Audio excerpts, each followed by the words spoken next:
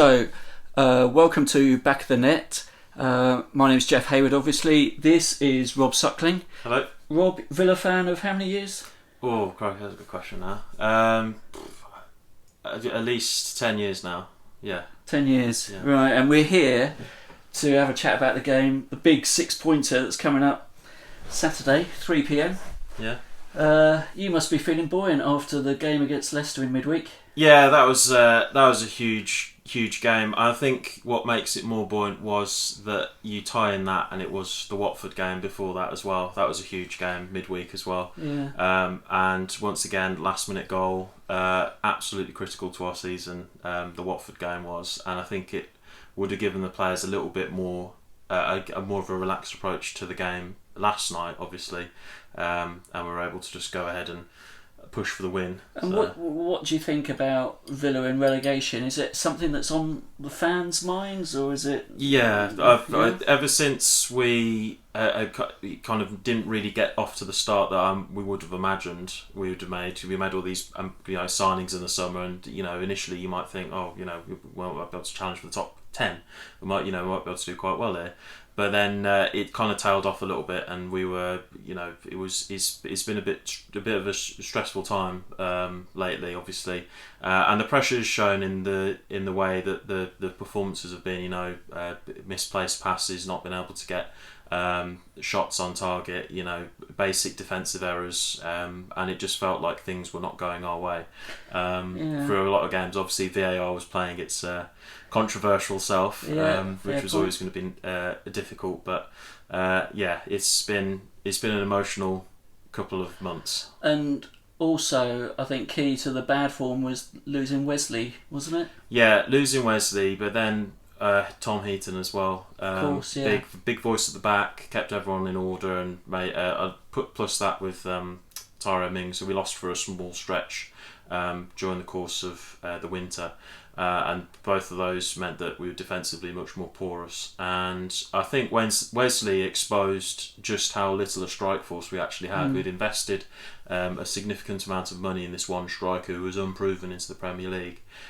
We had backup strikers of Keenan Davis, who was someone that has never really, I feel, proven himself necessarily a top scorer in the Championship, let alone the Prem.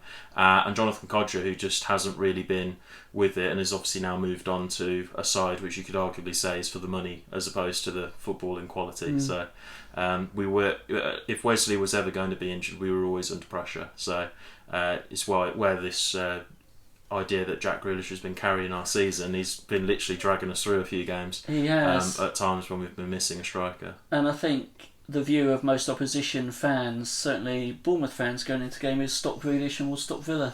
Yeah, he's on the receiving end of a lot of harsh treatment in the Premier. He's the most fouled player, obviously, and a lot of players, a lot of fans and players and pundits will look at him and think, well, he goes down too easy potentially, and we'll have a go at him for that. Yeah. But it's not. It's a case of he's playing a tactical game. He's playing it. He knows the rules, and he's trying to go past people. He's trying to bring the ball forward. Yeah. And the reason it's so good is not only because it's offensive, it just takes the pressure off our defence, and I think that's absolutely massive. When you've got a defence that's under stress the entire time, we're one of the teams that have faced most shots. We need an outlet to just take the ball forward a little bit, draw a foul, reorganise the defence, get players forward, and build from there.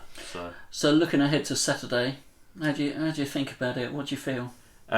Away games are always interesting. You're away from the home ground, obviously. It gives you a little less pressure in some ways because you can just focus on playing and know that the crowd's against you anyway. But it is a big game. There's no hiding it. It's a big week, big 10 days, call you what you want, season defining.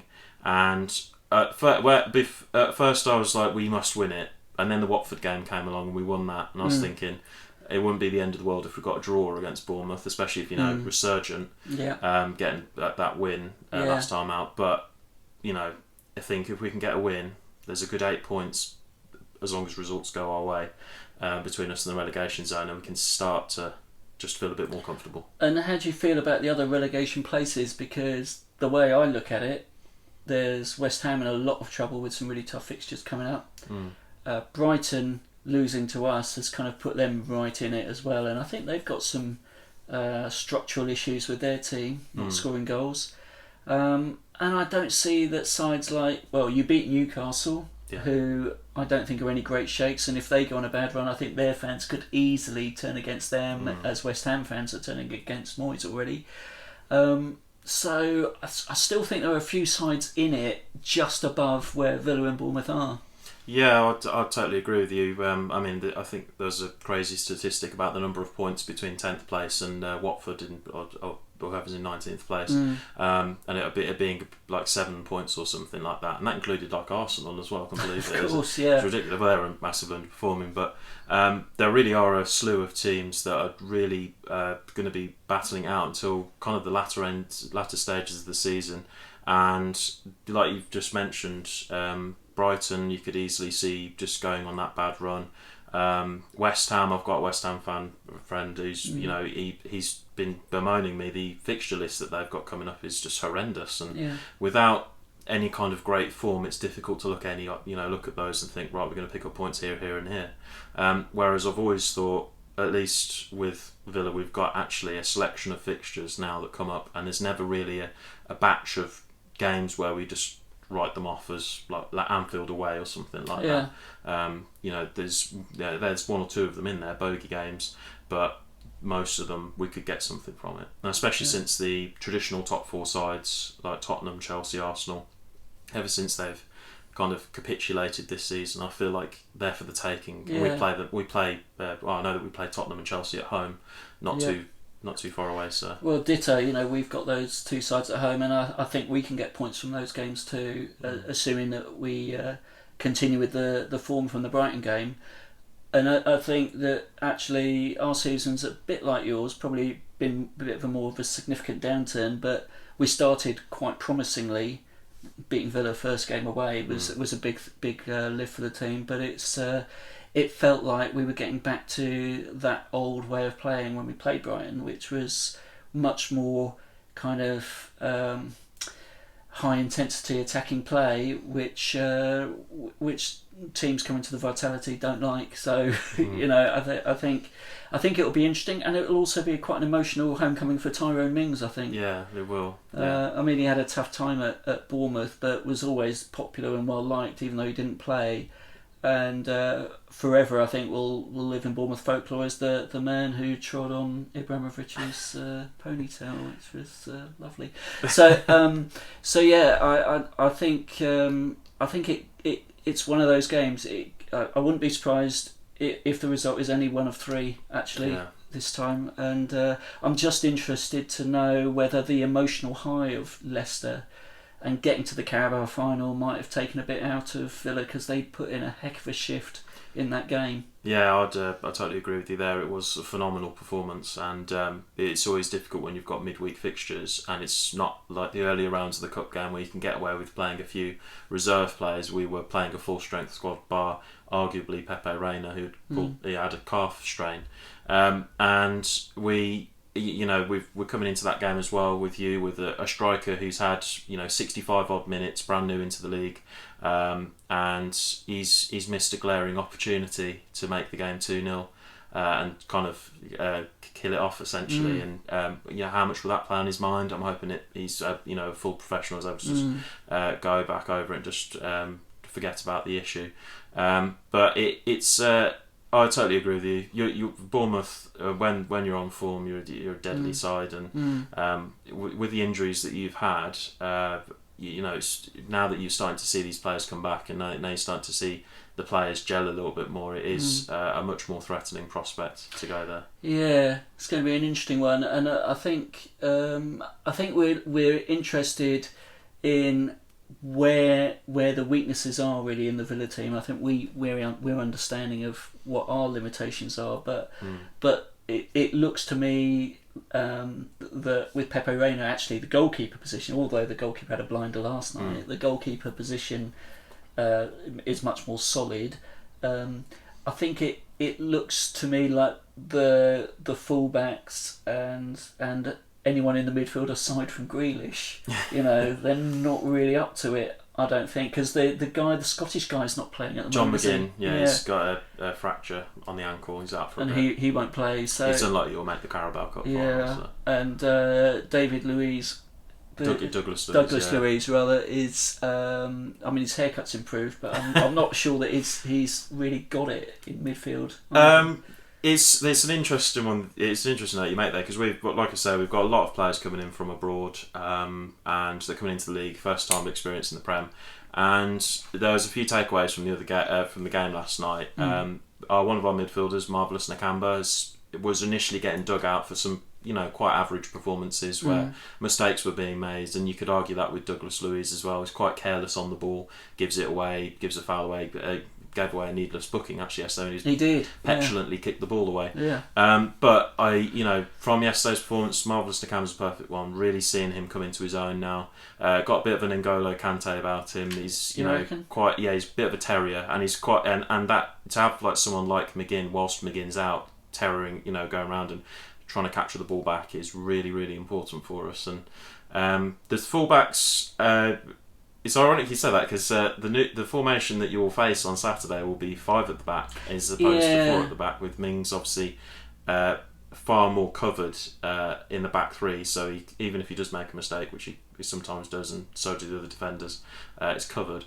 But those fullbacks going forward now, free to do it, are very, very dangerous. We've seen that Target score. Target looks good, but I just felt. I mean, you think they'll play 5 at the back against us? Oh yeah. You think so? It's more defensively better actually, because we've got a shield of some midfielders who stay back, and having the 3 stay back in as opposed to 2 centre backs and then full backs going forward left us quite vulnerable, and particularly during the Leicester game, which was the last time that I think we played 4-4-2, and Vardy was just able to tear apart through those gaps. So I think even like yourself, you also have runners who run, can split defenders up. I think 5 at the back is something that can soak up the pressure, get Grealish to fall over, pick up a foul, and then build from there. Okay, so and I think the last away game was Brighton, which was the last away game. So Brighton. That was 1-1, wasn't it? Goal. And the reports I heard about that was that Villa weren't really in the game and should have been put away by Brighton much earlier. Was that playing 5 at the back as well? It was playing 5 at the back. Brighton were going through a good spell. I put that down to not having an outlet at the front. To be honest with you, we did go through quite a torrid spell where the confidence wasn't quite there. But one thing that I've seen recently that we haven't necessarily seen for a long time in the Premier League as Villa fans is that resilience to actually come back and get a game back. And we've been in the past gone a goal down, or we've been in the lead and then just dropped the points. Whereas now I feel like even if we were to concede, like we did against Leicester, we did going a goal down to Watford and Brighton, we now have the character to actually turn it round. And I haven't felt that kind of confidence in a while, obviously ever since that relegation season, which just stripped every Villa fan bare all the trust in the team at the time. Okay, so where do you think your attacking threat is going to come from if it's not just Grealish? So I imagine we're going to have obviously Grealish up top. We'll have one of Anwar El Ghazi and Trezeguet on the other wing, and we'll have our new signing Samatta obviously up in the middle as well. I imagine Grealish will be that kind of source of attack, and I think we'll see more of the same. Target making surging runs forward, overlapping, getting the ball across to him, and he cuts in these lovely crosses. I think I was reading a statistic the other day that he's got like a 35% success rate of crosses or something like that, which is like the highest in the league, or it was something crazy like that. But that has definitely been an outlet recently, and it's seen us get some decent service, get some chances being created, which when we didn't have a striker, we were really struggling to put chances together. So it was really important that we do that. And where do you think we're vulnerable? It's difficult to say because I think when you go roaming forwards, there's that chance of obviously hitting on the counter attack. Which sounds like how you're going to play if you're playing 5 at the back. Yeah, well, that's what I was hoping it might happen. And then I think if we can get an early goal, I'm maybe thinking confidence the pressure, is a bit fragile. Yeah, confidence is fragile. Just like has been in Villa Park at times. The crowd can get you back sometimes if the pressure is there. So it'll be interesting to see whether that can be play a part. No, I don't disagree with that. I think the game against Arsenal showed, concede after 5 minutes, and it took us 35 minutes to then, and we were 2-0 down by then, to actually remember we're not a bad side and we can play. So I think you're right. I think whoever scores first, it will be crucial, and actually the goal that we scored against Brighton gave us such a lift that carried us through to a really brilliant and much deserved victory. So yeah, I think we need to score first, but actually that won't bother you too much because of the way you've come back in the last few games. I think the first goal will be important, but I'm hoping that we can see, if we do concede first, obviously I'm hoping we're not, that kind of resilience, the character that we've shown, to get back in the games that we've recently seen, which has been so crucial to our season. 4 points would have taken us down into the relegation zone beneath you guys, so that's it would right. have been tough. So what do you think, predictions wise, what do you think the score will be? Oh, it's a tricky one. There's going to be goals. I mean, I've come out and said 2-0 to us. So you've come out and said 2-0. Fair enough. I'm going for both sides to score here. I think if I was a betting man, stick my slip on. And I'd go 3+ goals. I reckon. I think at the start of the season when we were at home, I said something like 2-1 Villa or 3-1 Villa. I think I'm going to say 2-2, and I reckon our new signing Samata will get his first goal. Okay, good. Well, all the best, and I hope that we both avoid relegation. Yeah. Cheers, definitely. Rob. Cheers. Thanks a lot, mate. Cheers.